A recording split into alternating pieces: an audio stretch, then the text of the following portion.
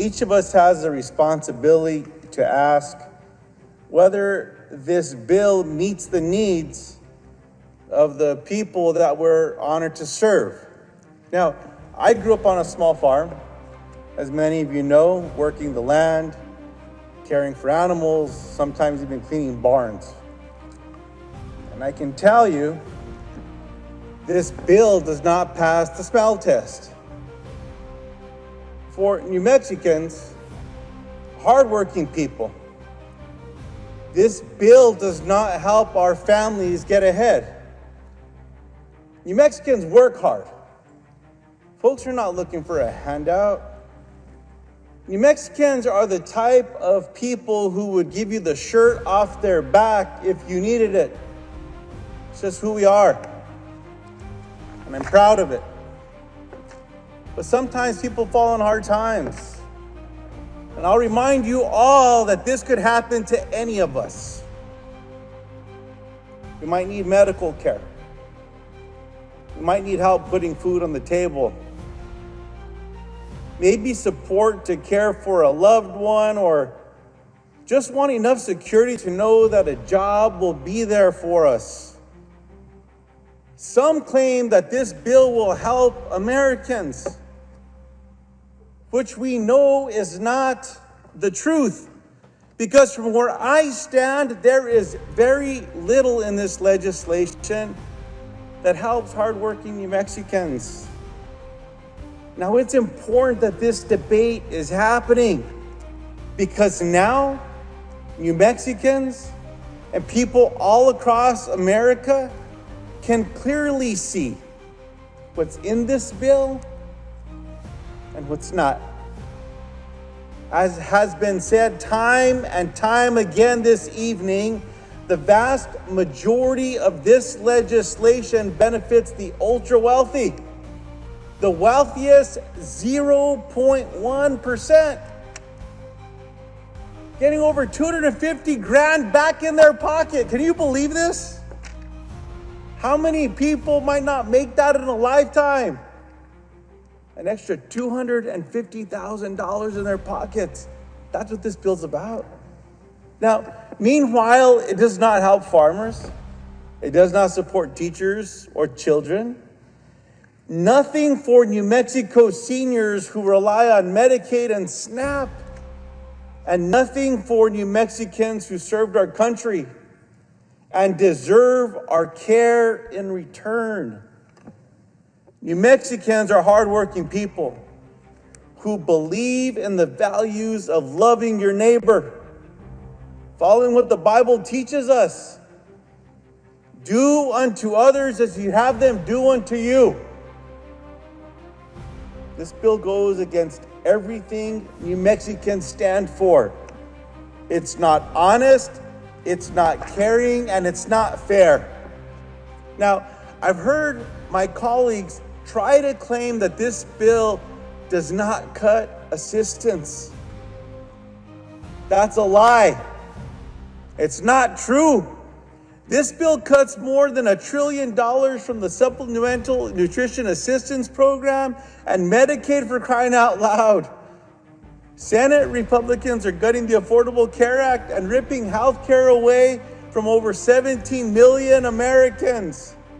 Now, a few of my colleagues across the aisle have spoken with some clarity, saying out loud what we all know to be true. One Republican senator warned about SNAP, about these cuts, saying, quote, if we don't watch out, people are going to get hurt. Another Republican colleague said of Medicaid, quote, we can't be cutting health care for working people and for poor people in order to constantly give special tax treatment to corporations. Now, that same senator went on to say that, quote, slashing health insurance for the working poor is morally wrong. That's right. I wish more of them spoke with that clarity. At least a few of them are saying out loud what the rest of America is thinking. Now is the time for more courage, though. the courage to put people first. My colleagues all have a chance to vote against this legislation. They all have a chance to vote for amendments that will say, hands off Medicaid. Don't cut those nutrition programs that one senator said are going to hurt people if we don't watch out. This bill takes food from the mouths of New Mexican children and takes care away from New Mexicans who are sick. And it's not just New Mexico. These cuts will hurt people in every state. My Republican colleagues, to lock up one more vote, offered something called the polar payoff, a carve out for one state. Now look, these carve-outs are an admission that this bill will leave people hungry and without care. Plain and simple. Otherwise, why would they want to carve out for their state? Why was this carve-out added? Because this scam of a bill cuts funding for rural hospitals and the programs that feed children and families in need. For our rural communities out there, for the farmers and ranchers who grow our food, this bill will hurt your bottom line while closing rural hospitals, closing rural grocery stores. For families who rely on SNAP, this bill means less food on the table and more children going to bed hungry, all while making health care, especially emergency care, harder to access. That is what this bill does to hardworking Americans. And I'm not even mentioning the Americans who currently have health care but will no longer be able to afford it because of this bill. Those of you watching at home tonight who do not think this impacts you, it just might. Earlier this week, I had the honor of speaking with a healthcare worker from Las Cruces, Julie. Julie traveled all the way from New Mexico to Washington, D.C. to tell Congress not to mess with her family's Medicaid. Like many of her colleagues, she had a story to share. Now, Julie's son received mental health care through Medicaid. When that coverage was cut, Julie lost her son. Soon after, her daughter was diagnosed with a serious condition that required immediate care. Now, without Medicaid, her daughter may not have survived either. Just think about that. Let it sit in. New Mexicans understand the responsibility of looking after family.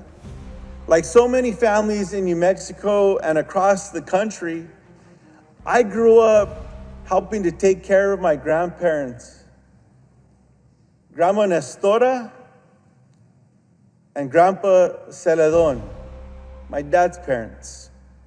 Now, when my other grandparents, Grandpa Luis and Grandma Cleotilde, were victims of a terrible car accident, I watched my mom,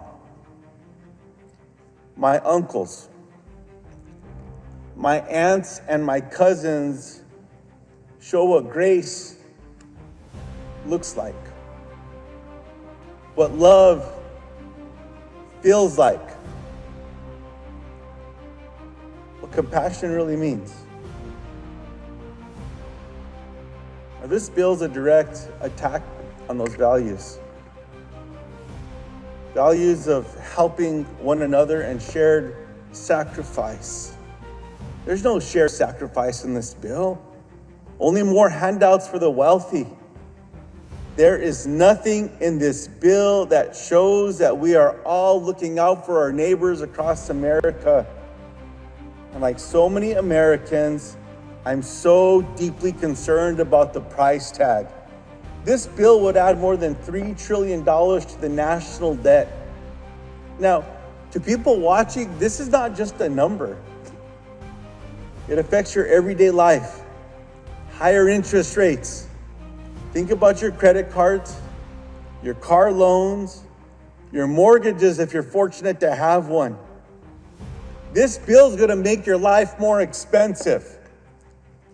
It's a total betrayal of our constituents. So to the American people, hear me when I say keep speaking.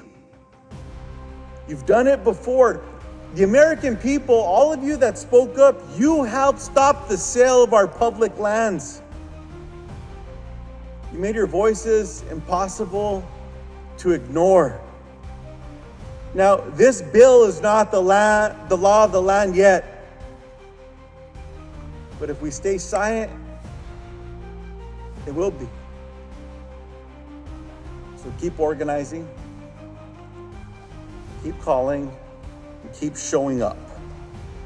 Because part of our responsibility as American citizens is to protect one another, to stand by one another, to treat others the way that we want to be treated. The golden rule. It's not hard. We all have a responsibility to stand up when something this dangerous threatens our neighbors, our values, and our future. Mr. President, I yield the floor.